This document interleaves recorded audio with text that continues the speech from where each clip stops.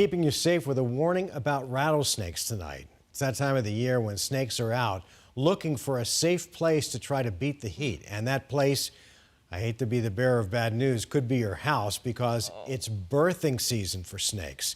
But there's a reason why we see so many snakes out during the monsoon. It's not just the temperatures, it's also the humidity that gets everything moving. Brian Hughes from Rattlesnake Solutions says snakes just can't handle Arizona's extreme heat. It could be fatal for the creatures if they reach temperatures of 105 or over. He says that they're mostly active at night, which means that people often run into them first thing in the morning or just after sunset. If you do see a rattlesnake while you're out hiking, leave it alone. But if you're at home and you spot one, you should get that snake removed by a professional. Wow.